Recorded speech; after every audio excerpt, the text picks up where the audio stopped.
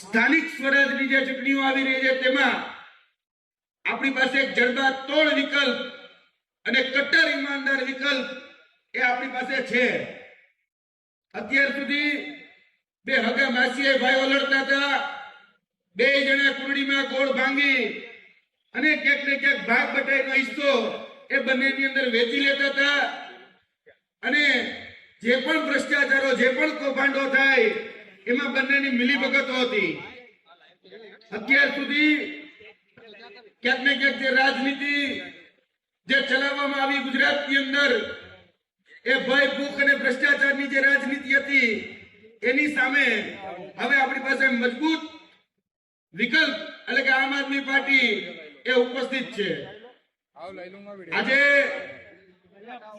વિજયનો વિશ્વાસ તમે આપો કે આવનાર સ્થાનિક સ્વરાજની ચૂંટણીની અંદર જે હવે ડેરીએ ટકોરા દઈ રહી છે જે ચૂંટણી સ્થાનિક સ્વરાજની એ જિલ્લા પંચાયત, તાલુકા પંચાયત, નગરપાલિકા, મહાનગરપાલિકાની જે ચૂંટણીઓ છે તે ચૂંટણીઓની અંદર આપણે આપણા જે જનપ્રતિનિધિ જે આપણો અવાજ બની શકે। તમે જોયું હશે કે આમ આદમી પાર્ટીએ ગત ચૂંટણીની અંદર 5 આપના ધારાસભ્યો આપ્યા અને એ 5 ધારાસભ્યો અત્યારે પણ ક્યાંક ને ક્યાંક જે 162 જે ધારાસભ્યો છે એના પગ ધ્રુજાવી રહ્યા છે અને વિધાનસભા ગજવી રહ્યા છે। અને એવો જ આ વિસ્તારનો એક ચહેરો એટલે કે આદરણીય ચેતરભાઈ વસાવા, જેને આ વિસ્તારની અંદર જે નકલી કચેરીઓ ચાલે, આ વિસ્તારની અંદર મનરેગાના કૌભાંડો ચાલે, આ વિસ્તારની અંદર ક્યાંક ને ક્યાંક ભારતીય જનતા પાર્ટીએ કરેલા કુકર્મો હોય, કરેલા કૌભાંડ હોય એને ઉજાગર કરવાનું કામ કર્યું ત્યારે એમને જેલમાં પૂરવામાં આવ્યા। તમે જોઈ લો કે જે લોકો આજે ભારતીય જનતા પાર્ટીની સામે લડે છે એને જેલમાં પૂરવામાં આવે છે।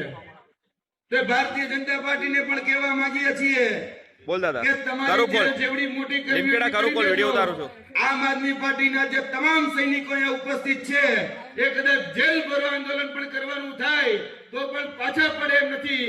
આવનાર દિવસોની અંદર 2027માં અને વર્તમાન સ્થાનિક સ્વરાજની જે ચૂંટણીઓ છે તેમાં તમને મોરે મોરો દઈ દેવા માટે આ ટીમ એ સજ્જ છે। સ્ટેન્ડ આલો ને, સ્ટેન્ડ હલલ કરે છે। મિત્રો, આવનાર સ્થાનિક સ્વરાજની ચૂંટણીમાં આપણે ભારતીય જનતા પાર્ટીના મૂળિયા ઉખેડી અને સુપડા સાફ કરી નાખવાના છે। આપણે બધા જ જોયું છે બહુ મોટી વિકાસોની ડંફાસો મારે છે, પણ આપણા આ આદિવાસી વિસ્તારની અંદર એ છોટાઉદેપુર હોય, દાહોદ હોય, એમાં પણ આજના દિવસે જે વિકાસ છે એ જોડા ખાય છે, જોલીઓમાં જોડા ખાય છે। આપણે જોઈએ છીએ કે જ્યારે આપણી માતા બહેનો પ્રસૂતિની પીડા હોય ત્યારે આ જ વિસ્તારની અંદર એને જોડીઓમાં લઈ જવામાં આવે છે। ક્યાંક ને ક્યાંક આ વિસ્તારોની અંદર જે ધારાસભ્યશ્રીઓ છે એ ધારાસભ્યશ્રીઓ કે ભાઈ 17 લાખ રૂપિયા દઈ અને શિક્ષકોની ભરતી આશ્રમ શાળાઓની અંદર કરવામાં આવે છે।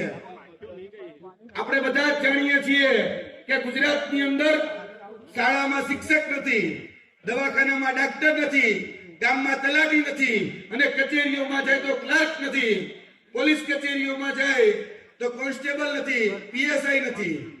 આ ગુજરાતની નરવી અને કડવી વાસ્તવિકતા છે। ત્યારે આ જ વિસ્તારમાંથી અવાજ ઉઠ્યો અને આજથી 1 વર્ષ પહેલા આપણે બધાએ જોયું હશે કે રિવર્સ દાંડી યાત્રા કાઢવામાં આવી અને આ જ વિસ્તારમાંથી જ્યારે રિવર્સ દાંડી યાત્રા નીકળી ત્યારબાદ આ ગુજરાત સરકારે 24,700 શિક્ષકોની ભરતી કરી। તેમાં કોઈનો જો મુખ્ય ફાળો હોય તો એ આપણા આદરણીય ચેતરભાઈ વસાવા છે। તો એના માટે જોરદાર તાલીઓ થઈ જાય કે આપણે આદિવાસી એક હાવજ મેળ્યો છે। હવે આ હાવજ જે રીતે ડણકે છે, જે રીતે ગરજે છે, એ જ રીતે આવનાર તે સ્થાનિક સ્વરાજની ચૂંટણીઓમાંથી તાલુકા પંચાયત હોય, જિલ્લા પંચાયત હોય, નગરપાલિકા, મહાનગરપાલિકા હોય, એમાં પણ આ જ રણકાર આ જ લડત એ આપણે બધાએ સાંભળવી છે. એટલે તૈયાર થઈ જાઓ. આવનાર દિવસોની અંદર આપણે પણ હવે ઘરે ઘરે ચેતરભાઈ વસાવા ઉભા કરવાના છે. કારણ કે મેં તમને કીધું એમ કે ભ્રષ્ટાચારે ભેડો લઈ લીધો છે. અત્યારે ખોટા ખોટા વાયદા વચનો આપવામાં આવે છે.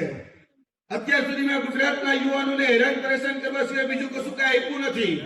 આપણે બધા જ જાણીએ છીએ ગુજરાતની અંદર છેલ્લા 10 વર્ષમાં 34 પેપર લીક થયા છે.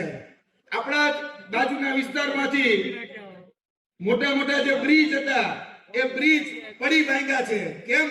કારણ કે એના ભ્રષ્ટાચારનો પૈસો એ નેતાઓ સુધી પહોંચે છે.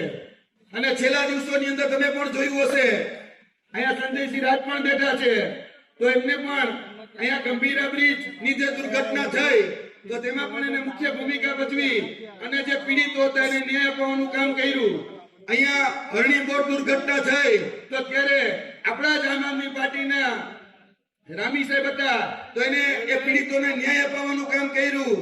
ઈસુદાનભાઈ ગઢવી હોય તો ખેડૂતોને ન્યાય અપાવવાનું કામ કરે. આદિવાસી સમાજના ખોટા સર્ટિફિકેટ કે આદિવાસી સમાજના જે પણ પ્રાણ પ્રશ્નો હોય શિક્ષકોથી લઈ શિષ્યવૃત્તિથી લઈ એ શિષ્યવૃત્તિમાં છેલ્લા 1 વર્ષથી લડત લડી અને જે પોસ્ટ મેટ્રિક શિષ્યવૃત્તિ યોજના બંધ કરી દીધી હતી આ સરકારે એને ચાલુ કરાવવાનું કામ આમ આદમી પાર્ટીના નેતા ચેતરભાઈ વસાવાએ કર્યું. આટલો મજબૂત વિકલ્પ એ હવે તમારી સામે છે. અત્યાર સુધી આપણે બધા જ જાણીએ છીએ કે હવે આ જે રાજનીતિ છે ભાઈ ભૂખ અને ભ્રષ્ટાચારની એનો અંત લાવવો પડશે. આવનાર દિવસોની અંદર આપણે મજબૂત વિકલ્પ એ આમ આદમી પાર્ટી અને કટ્ટર ઈમાનદાર એ પાર્ટી આપણી પાસે છે. એટલે વધારે વાત નથી કરવી, પરંતુ આપણે બધા જ જ્યારે ભેગા થયા છે ત્યારે એ સંકલ્પ લઈએ કે આવનાર દિવસોની અંદર જે બે હગા માસીએ ભાઈઓ જે લડે છે એમાંથી એક પણ આપણા હગા હોય, એક પણ આપણા વાલા હોય એને કહી દેવાનું કે અત્યાર સુધી આ 78 વર્ષ એ તમને આપ્યા, તમે કાંઈ ઉખાડી નથી દીધું, તો હવે તમે સાઈડમાં બેસો અને હવે એક નવો વિકલ્પ જે છે જે પરિવર્તન માટે જજુમી રહ્યો છે, જે વ્યવસ્થા પરિવર્તનની જે વાત કરે છે એના માટે હવે લડવાનું છે. એના માટે હવે ક્યાંક ને ક્યાંક વોટ આપવાના છે. એટલે વધારે વાત ન કરતા મારી વાણીને વિરમું છું. જય જોહર, જય આદિવાસી, ભારત માતા કી જય. શિવરાજસિંહ ભાઈનો ખૂબ ખૂબ આભાર. જે મિત્રો પાછળ ઉભાલા છે પોતાનું સ્થાન ફટાફટ ગ્રહણ કરી લે. અને હવે પછી હું ઈસ્ટ ઝોનના સંગઠન મંત્રી એવા નરેશભાઈ